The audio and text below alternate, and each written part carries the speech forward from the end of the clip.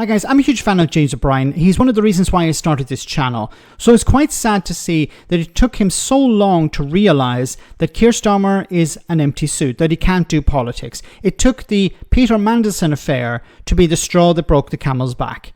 Have a listen to this. I can't quite get my head around how Starmer let that go. I honestly find myself today thinking, for the first time, that Keir Starmer just isn't very good at this stuff.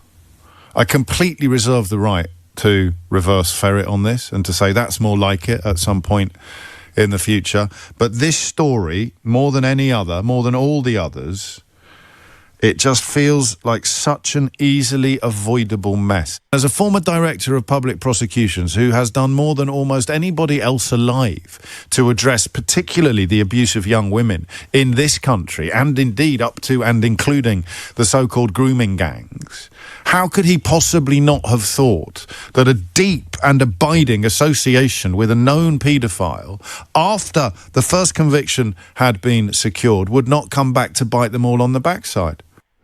The problem here, it seems that Keir Starmer is not in charge. It's Morgan McSweeney that's in charge. It's people in number 10 that are in charge. The Prime Minister has outsourced responsibilities to people at number 10. And the people at number 10 think that they're better than everyone else. They think that they know politics better than anyone else. And they're still flying on these fumes of, well, we won a massive majority. We're the ones who defeated the Tories.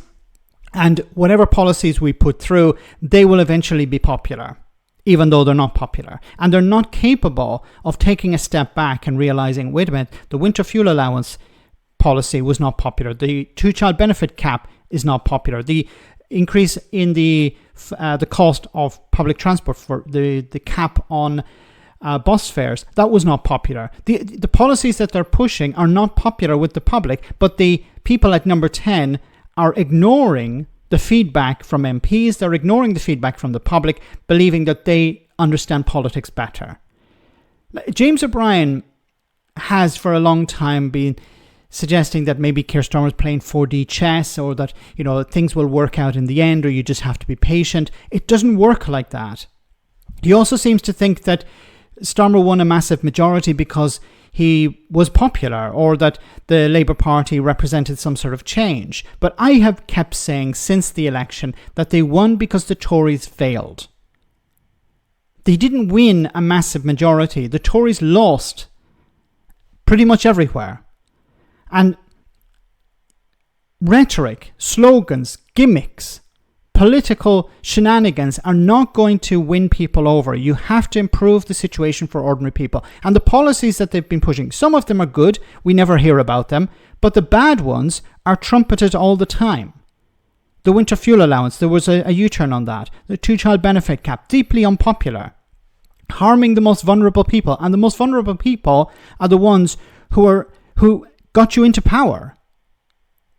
They're willing to vote for somebody else now. They're willing to vote for the Green Party. They're willing to vote for Reform UK, who will make their situation worse. So you have to improve their situation. You have to improve their lives. Otherwise, they'll go somewhere else. I think on occasions, not always, but on occasions, James O'Brien falls into his own trap of footballification, or wearing the scarf too tightly around his neck and cutting off the supply of oxygen, because he paints Keir Starmer as somebody who understands what's going on. He's a breath of fresh air. He's the adult in the room. But that's not cutting it. It's policies, and policies that are positive for ordinary people will ensure that Labour stay in power. But we don't hear about that. All we hear about is immigration. Well, we have to go after Nigel Farage, or we have to pander to Donald Trump, or we have to do something else. But never policies that improve people's lives. The bread and butter issues.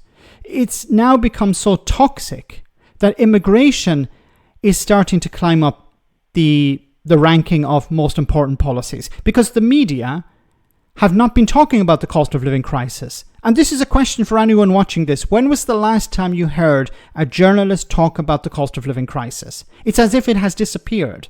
So people are being having immigration shoveled down their throats in the sense of the topic of immigration. And of course, now they're thinking, well, this is probably the most important issue. And who does this benefit? Nigel Farage and the Conservatives. More Nigel Farage than the Conservatives. So Labour have allowed this to happen. They've allowed Nigel Farage to set the narrative. They're not explaining to the public what they're doing to improve their lives. And they're pushing policies that are deeply unpopular because people like Morgan McSweeney support it. It seems to have been the case that Keir Starmer himself was against putting Peter Mandelson into the position of ambassador. But he was convinced, or he was overruled by Morgan McSweeney. So that begs the question, who is truly in charge? Is it the Prime Minister or his senior advisor? Let me know in the comment section, guys, what do you think, and I'll see you in the next video.